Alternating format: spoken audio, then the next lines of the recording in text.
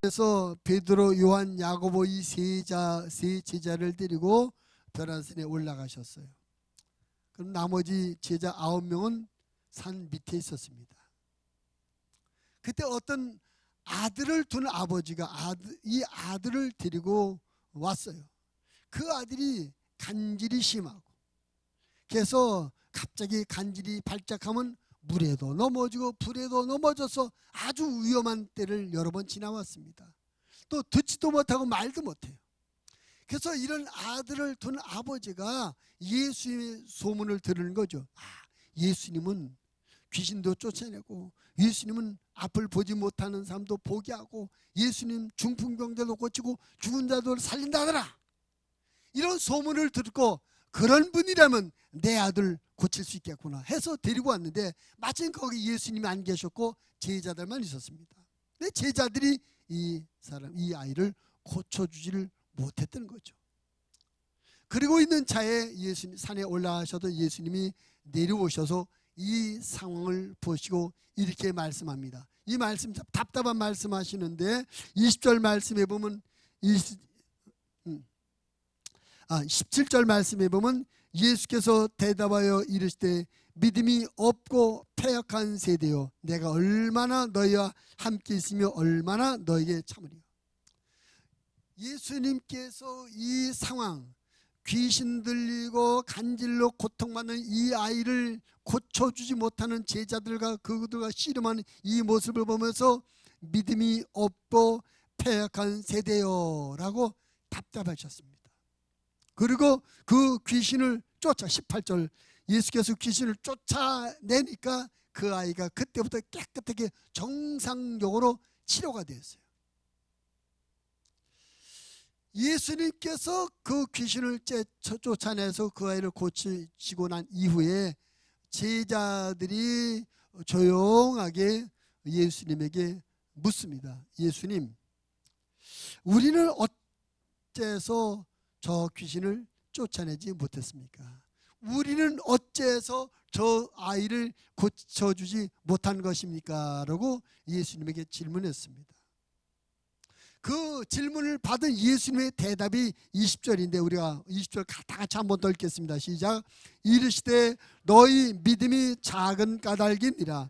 진실로 너희에게 이르노니 만일 너희에게 믿음이 겨자씨 하나만큼만 있어도 이 산을 명하여 여기서 저기로 옮겨지라 하면 옮겨질 것이요 또 너희가 못할 것이 없으리라.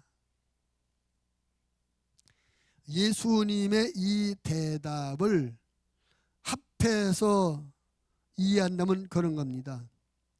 제자들의 믿음이 겨자씨 한 알보다도 작아서 겨자씨 한 알만큼도 못 돼서 이 귀신을 쫓아내지 못했다는 것입니다. 그죠? 그러면서 너희 믿음이 겨자씨 한 알만큼만 있어도 못할 것이 없을 것이다. 이런 말씀을 하셨어요. 자, 우리가 알기로 겨자씨는 우리나라의 좁쌀보다 약간 작은 그럼 예수님이 말씀을 너희의 믿음이 겨자씨 한 알만큼도 안 되다. 그러니까 겨자씨 한 알만큼도 안 되는 작은 믿음은 도대체 얼마만한 믿음인가? 우리가 생각할 때 예수님의 제자들 하면 믿음이 좋은 사람들 아니겠습니까? 믿음이 좋아서 자기들의 삶을 다 포기하고 예수님 따라 나선 사람들 아니에요? 예수님이 가는 곳마다 기적도 행하시고 은혜도 베풀었으니까 그 기적의 현장을 보고 은혜 베푸신 말씀 들었으니까 얼마나 믿음이 성장했겠어요? 얼마나 큰 믿음이 있겠어요? 근데 예수님 말씀하십니다. 그들의 믿음이 겨자씨 한 알만큼도 안 된다. 참 우리는 이 말씀을 보면서 좀 겸손해져야 돼요. 예수님의 제자들의 믿음이 겨자씨 한 알만큼도 못 되는 믿음이라면 나의 믿음은 얼마나 더 작을까? 우리 주님이 볼 때 우리 믿음은 얼마나 보잘것없는 믿음일까? 그런데 우리는 내가 믿음이 있다고 큰소리치고 하나님 앞에 까불고 그러지 않았나? 우리가 이 말씀을 보면서 겸손한 우리의 자세가 되어야 되겠습니다. 근데 오늘 이 말씀의 핵심은 뭐냐면 너희에게 너희 믿음이 겨자씨 하나만큼만 있어도 못할 것이 없을 것이다. 마지막 마무리가 너희가 못할 것이 없으리라. 따릅시다. 너희가 못할 것이 없으리라. 어떤 사람이 겨자씨 하나만큼의 믿음만 이 믿음을 가진 사람은 못할 것이 없을 것이다. 오늘 말씀의 제목을 못할 것이 없는 믿음. 따라합시다. 못할 것이 없는 믿음. 예수님은 분명히 너희가 믿음이 있으면 겨자씨 하나만큼의 믿음만 있어도 못할 것이 없다. 그래서 이 겨자씨 하나만큼의 믿음은 못할 것이 없는 믿음이라는 거죠. 그럼 주님이 말씀하신 이 겨자씨 하나의 믿음, 못할 것이 없는 믿음은 어떤 믿음인가? 오늘 그 말씀을 한번 묵상하려는 것입니다. 겨자씨, 아주 작은 씨예요. 콧바람에도 날아가는 그런 작은 씨입니다. 근데 그렇게 작은 씨지만 그것이 심겨져서 뿌리를 내리고 가지가 뻗고 하면은 큰 나무가 돼서 많은 새들이어서 깃들일 정도로 크게 된다는 것입니다. 근데 이 씨에 있어서 가장 중요한 것은 이것이 죽은 씨가 아니라 생명 있는 씨가 되어야 된다는 것이요. 그 씨에 내용이 있는 씨가 되어야 그렇게 자라는 것입니다. 죽은 씨앗은 아무리 많이 뿌려봐야 하나도 나지 않아요. 한 싹도 나지 않습니다. 생명이 있고 그 내용이 있는 씨라야 심어놓으면 자라게 되는 것입니다. 그 우리의 믿음을 씨에 비유했다면 우리 믿음도 죽은 믿음이 아니라 산 믿음이 되어야 된다. 우리 믿음도 내용이 없는 빈 껍데기 믿음이 아니라 내용이 꽉 찬 있는 내용 있는 실속 있는 그런 믿음이 되어야 된다는 것이죠. 사실 세상에 믿음 없이 사는 사람은 없어요. 다 믿음을 가지고 있어요. 사람에 대한 믿음이 있잖아요. 그렇죠? 사람에 대한 믿음도 있고 또 돈에 대한 믿음도 있어요. 또 뭐 자기 실력에 대한 믿음도 있고 자기 성실함에 대한 믿음도 있습니다. 어떤 환경에 대한 믿음도 있어요. 우리가 이 건물이 무너질 것이라고 생각하면 못 앉아있죠. 이 건물은 안 무너져. 이 건물에 대한 믿음이 있어서 편안하게 앉아서 예배 드리고 아니겠습니까? 이처럼 우리가 여러 종류의 믿음이 있습니다. 근데 그런 믿음들은 못할 것이 없는 믿음이 아니라는 거죠. 한계가 있는 믿음이에요. 이어서 주님이 말씀하시는 믿음은 무슨 믿음이냐? 하나님에 대한 믿음이라는 것입니다. 아멘. 못할 것이 없는 믿음의 제일 첫 번째 생각해야 될 것은 하나님에 대한 믿음이다. 자, 옆 사람의 눈을 쳐다보고 묻습니다. 하나님을 믿으십니까?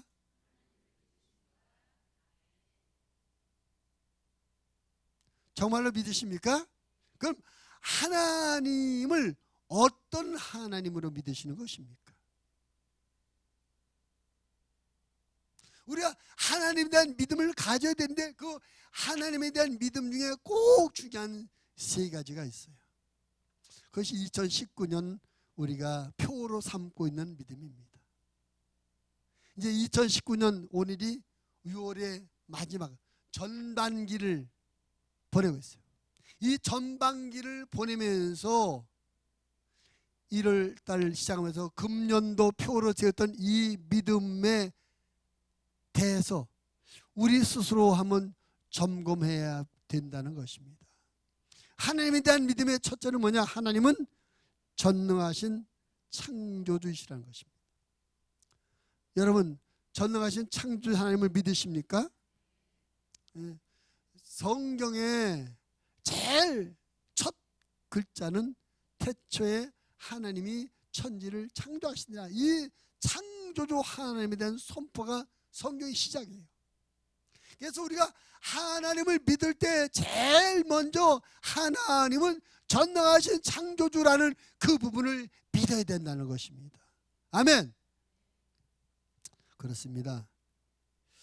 우리는 하나님께서 천지를 만드신 전능하신 분이란 이 믿음을 어떤 상황 속에서도 잊지 않고 믿어야 될 줄 믿습니다. 고백해야 될 줄로 믿습니다.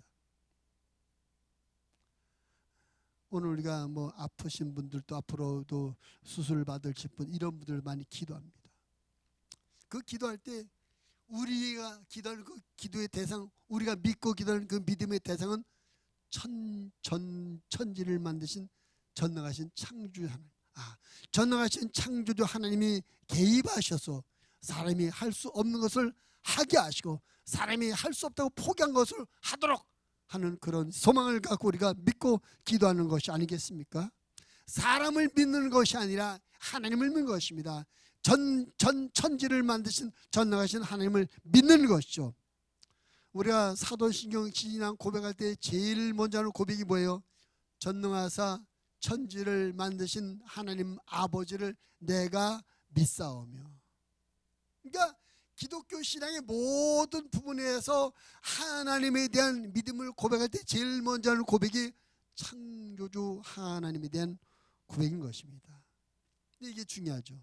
왜냐하면 창조주 하나님이 되셔야 우리가 우리의 삶을 다 맡기고 의지하고 살아갈 수가 있는 것입니다.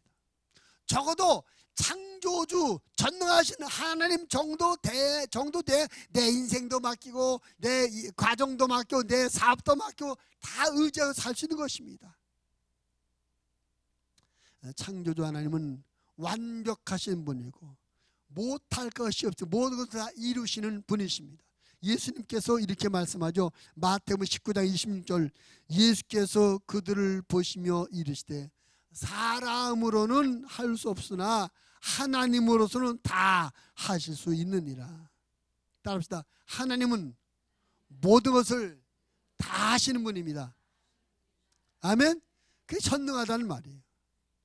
그래서 우리가 하나님을 믿을 때 하나님은 모든 것을 다 하시는 하나님, 내가 못한다고 놔버리는 그것도 하시는 하나님, 내가 할 수 없어 고민하고 마음으로 걱정하고 불안해하는 그것도 하시는 하나님, 이 세상 모든 어느 누구도 도와줄 수 없는 것을 도우실 수 있는 전능하신 하나님, 그런 믿음을 우리가 가지고 있어야 된다는 거예요.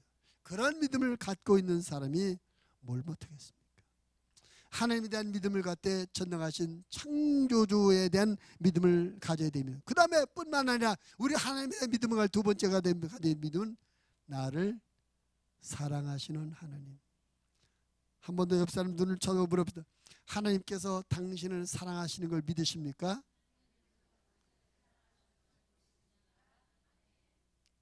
정말로 믿으십니까? 성경의 가장 위대한 선언 요한복음 3장 16절 하나님이 세상을 이처럼 사랑하사, 하나님 우리를 사랑하신다. 로마서 5장 8절에 이렇게 말씀했습니다. 우리가 아직 죄인 되었을 때 그리스도께서 우리를 위하여 죽으심으로 하나님께서 우리에게 대한 자기의 사랑을 확증하셨느니라. 여러분, 예수님께서 십자가에서 죽으신 것은 뭔지 아십니까? 하나님께서 우리를 사랑한다는 증거래, 증거. 하나님께서 우리를 사랑하시는 증거로서 우리 죄들 위해서 예수님을 죽게 하시고 그 예수님의 죽으심으로 말미암아 우리 모든 죄를 다 용서하시며 구원하신 것입니다. 그래서 예수님께서 십자가에 죽으시는 그 사건을 믿는 사람은 하나님께서 나를 사랑하심을 믿어야 되는 것입니다. 하나님께서 왜 예수님을 십자가에 죽게 하셨나? 나를 사랑하셔서. 아멘. 따라합시다. 하나님께서 나를 사랑하셔서 예수님을 내 죄 때문에 죽게 하셨다. 아멘. 그거 믿어야 돼요. 하나님이 나를 사랑하신다. 그럼 두 가지 앞에 아까 하나님에 대해 첫째는 전능하신 분, 둘째는 나를 사랑. 그리고 전능하신 하나님, 그분이 나를 사랑하시는 분입니다. 따라합시다. 전능하신 하나님, 그분이 나를 사랑하십니다. 아멘. 여러분, 우리가 하나님께서 나를 사랑하심을 의심치 말고 믿어야 될 줄로 믿습니다. 나를 사랑하신 하나님의 사랑에 대한 믿음을 갖는 사람은 어떤 악조건, 어떤 부정적인 상황에도 불안해하거나 걱정하지 않고 담대하게 될 줄로 믿습니다. 로마서 8장 38절 39절에서 이런 엄청난 선포가 있어요. 내가 확신하노니 사망이나 생명이나 천사들이나 권세자들이나 현재일이나 장래일이나 능력이나 높음이나 깊음이나 다른 어떤 피조물이라도 우리 주 그리스도 예수 안에 있는 하나님의 사랑에서 끊을 수 없으리라. 아멘. 세상의 그 어떤 세력도, 그 어떤 힘도, 그 어떤 권세도 하나님의 사랑에서 우리를 끊어낼 수 없다. 하나님의 사랑이 우리를 든든히 지키며 보호하심을 믿으시기를 바랍니다. 이걸 우리가 믿는 거예요. 한 번 더 인사합시다. 하나님께서 당신을 사랑하십니다.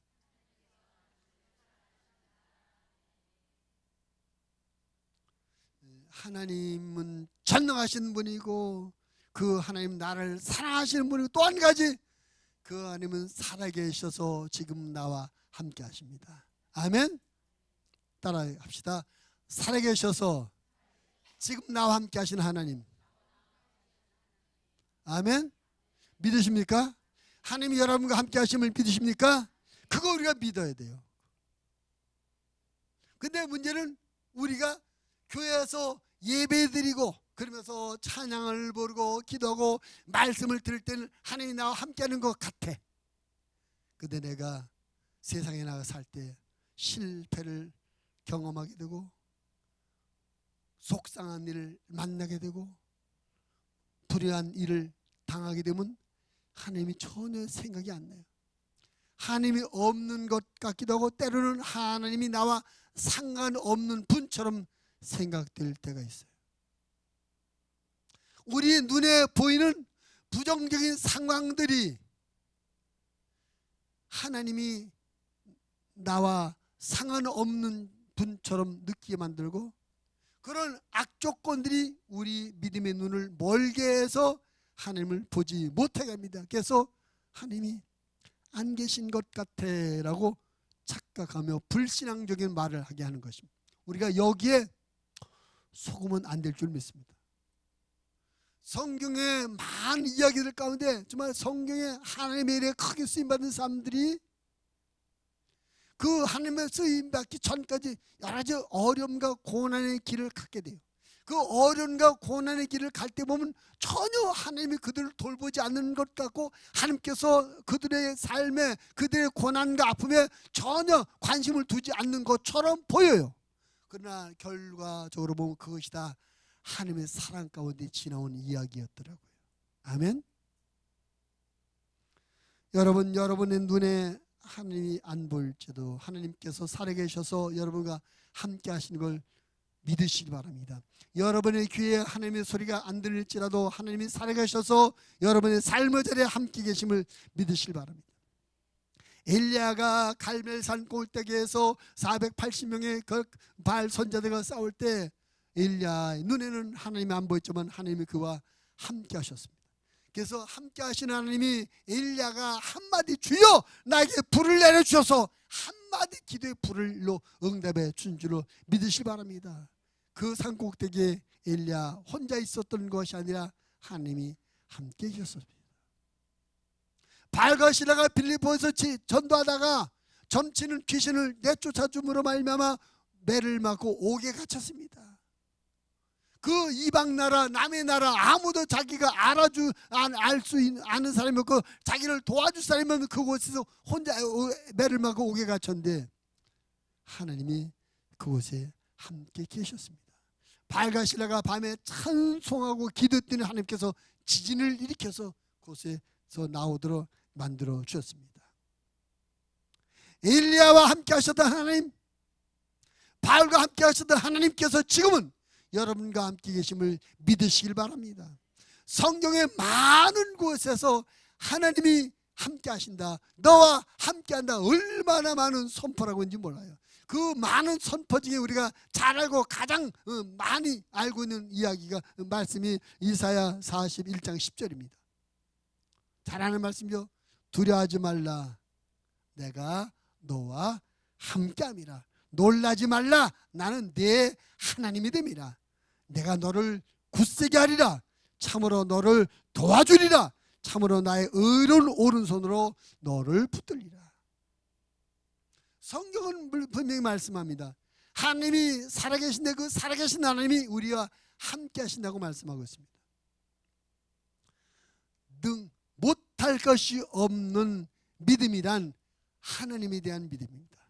하나님이 천지를 만드신 전능하신 분이고 그 하나님이 나를 사랑하시고 그 하나님이 살아계셔서 지금 나와 함께 하심을 믿는 이 믿음, 이 믿음의 사람이 능치 못할 리 없는, 못할 것이 없는 그런 삶을 살게 될 줄로 믿습니다. 두 번째로 못할 것이 없는 믿음 따라합시다. 생활 속에서 행동으로 나타나는 믿음.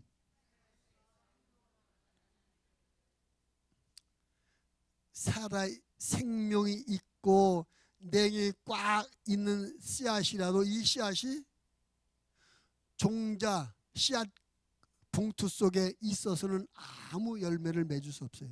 이 씨앗은 흙에 뿌려져야, 밭에 뿌려져야 싹이 나고 가지를 뽑고 열매를 맺을 수 있는 것입니다. 우리가 하나님이 전능하신 분이고 그 하나님이 나를 사랑하신 분이고 그 하나님이 살아계셔서 지금 나와 함께도 믿지만 이 믿음이 내 믿음으로 내 마음에서 가지고만 있어서는 아무 열매가 없어요. 이 믿음은 우리 생활 속에서 행동으로 나타내야, 행동으로 그 믿음을 고백하고 보여야 열매가 있게 될 줄로 믿습니다. 요한복음 12장 24절 내가 진실로 진실로 너에게 이르노니 하늘의 밀이 땅에 떨어져 죽지 않으면 하늘 그대로 있고 죽으면 많은 열매를 맺을 것이다. 땅에 떨어져서 죽어야 된다. 우리 믿음도 마찬가지입니다. 하나님이 전능하시다고 믿고 하나님 나를 사랑하시다고 믿고 하나님께서 살아계셔서 지금 나와 함께 하시다고 믿는 그 믿음의 모습을 우리 삶의 자리에서 행동으로 보여줘야, 나타내야 되는 것입니다. 그럴 때 하나님의 역사가 보여지며 나타나게 되는 것입니다.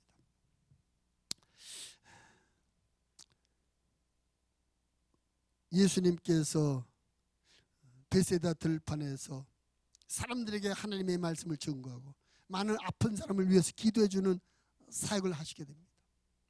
하루 종일 이 사역이 이어지게 됐어요. 제자들이 은근히 걱정이 됐어요. 날이 저물어 가고 있는데 저 사람들이 지금 점심도 못 먹고 지금 하루 종일 배를 굶었는데 날이 더 어두워지면 안 될 텐데 빨리 저 사람들을 보내야 될 텐데 걱정됐어요. 그래서 예수님에게 건의합니다. 예수님, 저 사람들이 하루 종일 아무것도 먹지 못했습니다. 그리고선 빈 들판이라 뭐 음식을 사 먹을 만한 데도 없고 우리에게 먹을 것이 아무것도 없습니다. 빨리 좀 끝내시고 내려보내시죠. 예수님께서 갈 것 없다 너희가 주라. 그들이 가진 것이 없었어요. 그래서 그들이 좀 사람들 찾아봤더니 어떤 어린아이가 보리떡 5개와 물고기 2마리를 갖고 있었어요. 예수님, 우리가 찾아보니까 우리에게 있는 건 이거밖에 없는데요. 예수님께서 그걸 받으시고 축복을 기도하십니다. 그리고 이것을 사람들에게 나눠주라. 아니, 사람은 2만 명이나 앉아 있는데 이 보리떡 5개고 이 멸치꽁대 같은 이거 2마리를 누구에게 어떻게 나눠주겠어요? 이렇게 생각해 보세요. 오늘 우리 여기 있는데 주먹밥 하나 있습니다. 이 주먹밥 갖고 좀 저 사람들 다 놀아주세요. 어떻게 놀아주겠어요 이걸? 밥을 하나씩 나눠줄래? 우리에게 예수님께서 이거 갖다 나눠줘라 그러면 예수님, 이거 갖고 어떻게 놀아줘요? 차라리 예수님이 나서시죠. 우리 그럴 것 같잖아요. 이 사람들 중에 아무도 이거 먹어봐야 아무 의미 없어. 차라리 하루 종일 설교하시고 기도하러 배고프셨으니까 예수님 드세요 하고 우리가 대단히 믿음 있는 척하고 그랬을 것 같아. 근데 제자들은 말씀해갖고 사람들에게 떼서 나눠줘. 너희가 주라는 말씀을 듣고 제자들이 떼서 나눠주기를 시작할 때 기적이 났습니다. 떼면 떡이 또 생기고, 떼면 또 생기고, 떼면 또 생기고, 2만 명을 다 배불리 먹였습니다. 도무지 현실과 맞지 않는 주님의 말씀이었지만 그 주님을 믿는 제자들이었기 때문에 우리한테 달라서 정말로 떼어주었더니 나눠주더라. 그 떼어 나눠주는 것이 우리가 극복해야 될 믿음의 문제입니다. 하나님을 믿어요. 전능하신 분을 믿어요. 나를 사랑하시고도 믿어요. 나와 함께 하시면 믿어요. 근데 그 믿음이 현실 속에서 행동으로 옮겨지지 않기 때문에 우리가 아무것도 얻지 못하는 거예요.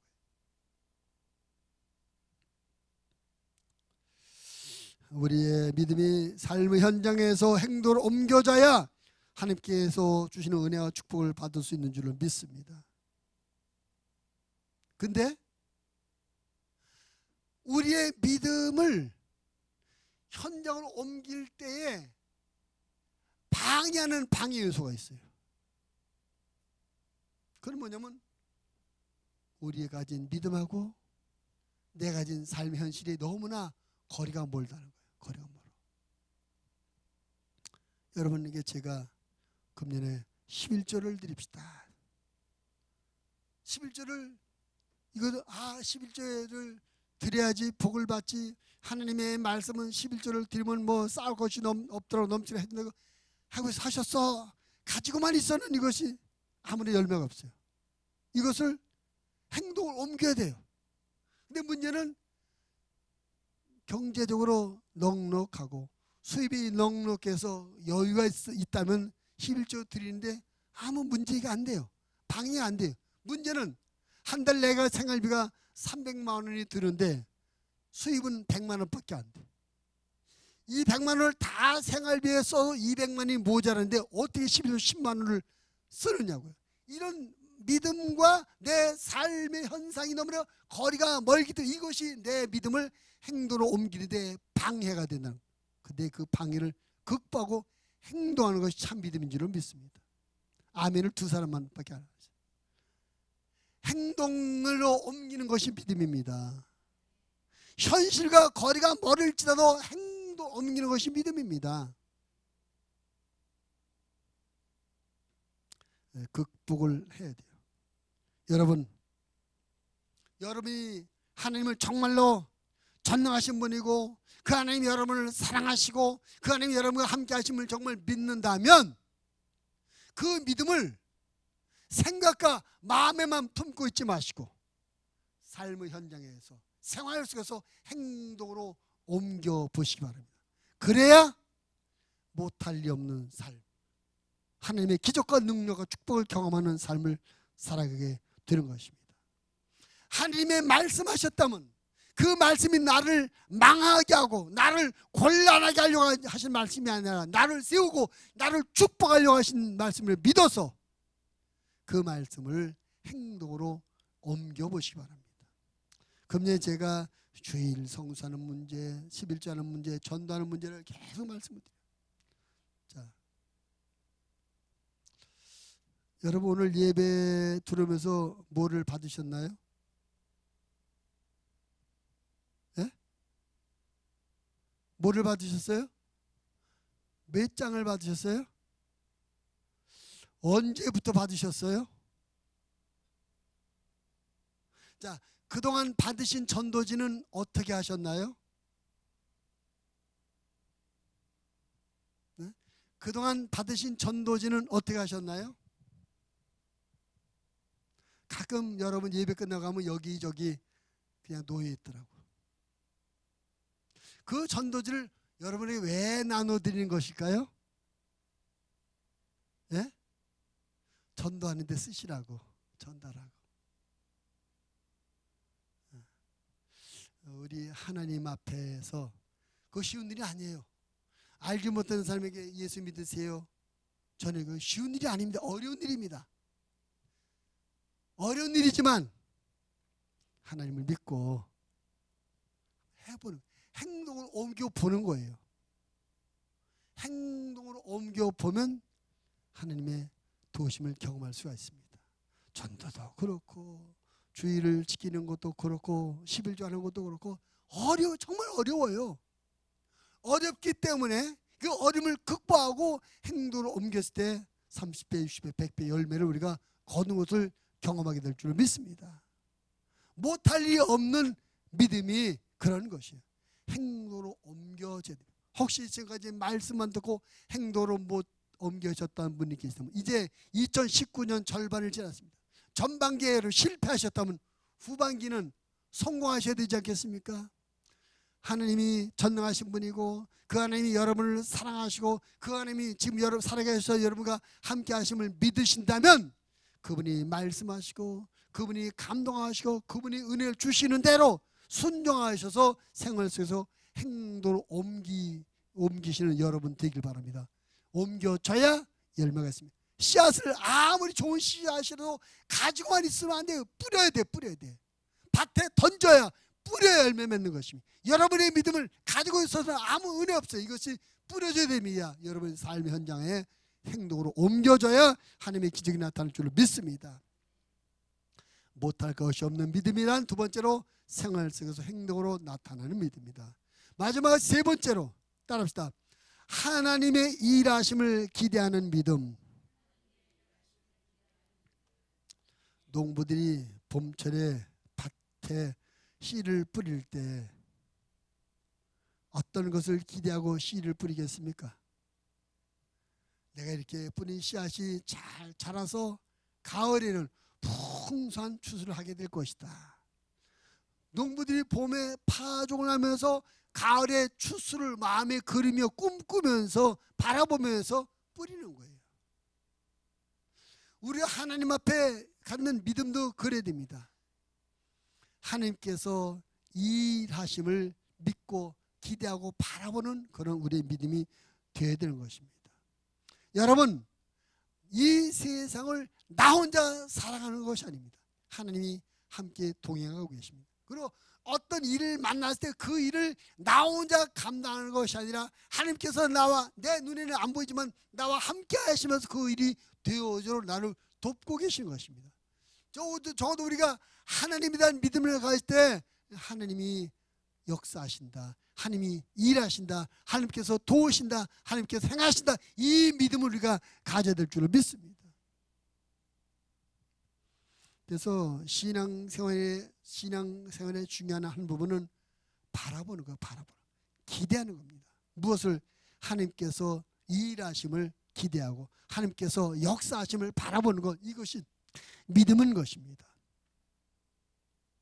조금 전에 우리가 아픈 분들의 치유를 위해서 하나님 앞에 기도했습니다.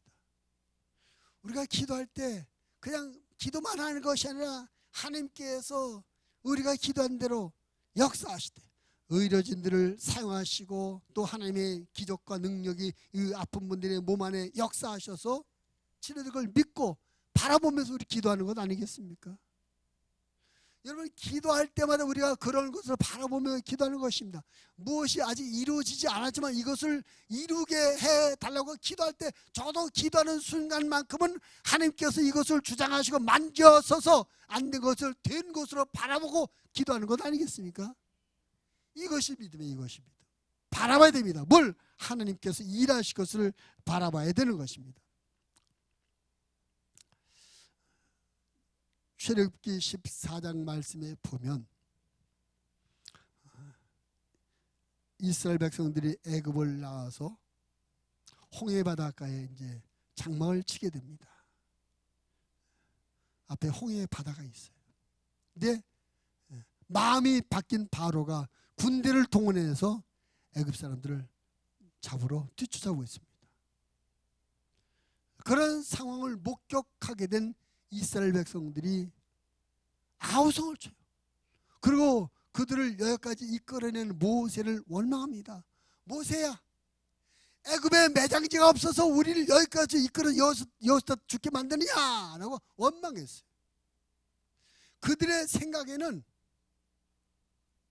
홍해 바다에 빠져 죽든지 아니면 뒤쫓아오는 애굽 군대에 끌려가든지 죽든지 할 것이다. 그게 원망했어요. 그들의 눈에는 홍해 바다만 보였고 그들의 눈에는 뒤쫓아오는 애국 군대만 보였습니다. 그래서 아우성쳤다고 원망했던 것입니다.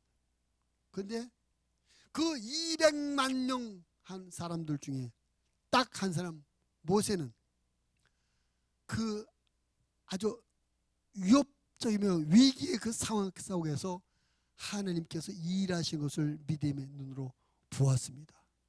그래서 이렇게 말합니다.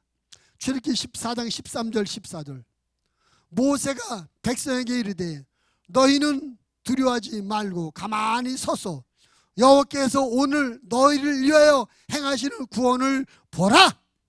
너희가 오늘 본 애굽 사람을 영원히 다시 보지 아니하리라. 여호와께서 너희를 위하여 싸우시리니 너희는 가만히 있을지니라. 그 200만 명이 다 죽는다고 아우성치는데 딱 한 사람 모세는 하나님이 하는 걸 구원을 봐라. 그의 믿음의 눈은 하나님께서 하신 걸 보았습니다. 너희가 오늘 본 애굽 사람을 다시는 보지 않게 될 거다. 하나님께서 그렇게 일하신 것을 믿음의 눈으로 바라봤습니다. 그래서 우리는 모세를 믿음의 사람이라고 하는 것입니다. 믿음의 사람 모세가 이제 믿음의 사람 여러분이 되기를 바랍니다. 한번 믿음의 사람하고 자기 이름 불러 시작. 믿음의 사람 최춘규. 한 번 더 시작. 믿음의 사람 최춘규. 그럼 우리가 어떻게 돼요? 하나님의 일하심을 바라봐요. 눈에 보이는 현실만 보고 걱정하고 불안해하고 낙심해하고 좌절하지 마시고 그 악한 상황 가운데 일하시는 하나님의 일하심을 바라보는 여러분의 믿음이 되시기를 바랍니다. 비슷한 이야기가 다니엘 3장에도 나와 있어요. 바벨론 왕 느부갓네살이 금신상을 만들어 놓고 나팔 소리 할 때 절하라. 만약에 절하지 않는다 풀무불 속에 던져 죽여버리겠다. 나팔 소리 갖고 모든 사람이 절했는데 다니엘의 세 친구 사드락과 메삭과 아벳느고로 절하지 않았습니다. 그들은 하나님을 믿는 유대인들이었기 때문에 우상에 절할 수 없다. 절 안 했어요. 그래서 이제 고발당해서 왕 앞에 끌려왔습니다. 그 느부갓네살 왕이 그들에게 내가 너에게 한 번 더 기회를 주겠다. 한 번 더 기회를 줄 테니까 그때 절해라. 그럼 내가 용서하마. 그러나 만약에 절하지 않는다면 내가 너희를 용서자고 풀무불 속에 집어던져 다 태워 죽여버리겠다라고 협박했습니다. 그런 느부갓네살 왕의 협박을 받은 사드락과 메삭과 아벳느고가 그 왕에게 이렇게 대답합니다. 다니엘 3장 16절 17절 사드락과 메삭과 아벳느고가 왕에게 대답하여 이르되 느부갓네살이여 우리가 이 일에 대하여 왕에게 대답할 필요가 없나이다. 왕이여 우리가 섬기시는 하나님이 계시다면 우리를 맹렬히 타는 풀무불 가운데서 능히 건져내시겠고 왕의 손에서도 건져내시리다. 이 세 청년은 느부갓네살이 내가 너를 불속에 던져버릴 거야 했을 때 하나님께서 그 불속에서 자기들을 건지는 것을 믿음의 눈으로 바라보고 하나님이 일하심을 봤습니다. 왕의 손에서 자기를 죽이는 왕의 손에서 자기를 지키며 보호하시며 건지시는 하나님의 일하심을 믿음의 눈으로 바라봤던 것입니다. 그렇기 때문에 죽음이 두렵지 않고 자신 있게 못하겠다 우상숭배 안 한다 할 수 있었던 것입니다. 이런 사람을 누가 이길 수 있겠습니까? 하나님의 일하심을 바라보고 그것에 의해서 살아가는 사람을 누가 감히 대적하며 건들 수가 있겠습니까? 하나님의 일하심을 기대하고 바라보는 믿음의 사람들은 못할 것이 없는 인생을 살아가게 될 줄로 믿습니다. 믿음은 그래서 바라보는 것이 무엇을 바라봐요? 하나님께서 일하신 것을 바라보는 것, 이것이 믿음인 것이죠. 오늘 예수님께서 말씀하십니다. 너희가 믿음이 겨자씨 하늘만큼만 있어도 못할 것이 없는 삶을 살게 될 것이다 말씀했습니다. 나와 여러분이 예수님이 말씀하신 못할 것이 없는 믿음의 주인공들이 되시기를 바랍니다. 천지를 지으시고 나를 사랑하시고 지금도 살아가서 나와 함께 하시는 하나님에 대한 믿음을 갖는 사람입니다. 그 믿음을 삶의 자리에서 현실의 삶 속에서 행동으로 옮기며 사는 그런 사람들입니다. 어떤 악한 상황 가운데도 하나님의 일하심을 바라보면서 소망을 갖는 사람들입니다. 그런 믿음의 사람은 세상이 이길 수 없습니다. 그런 믿음의 사람은 아무도 대적할 수 없을 것입니다. 우리 목양의 모든 가족들이 그런 못할 것이 없는 믿음의 사람이 다 되시기를 주님의 이름으로 축원을 드립니다.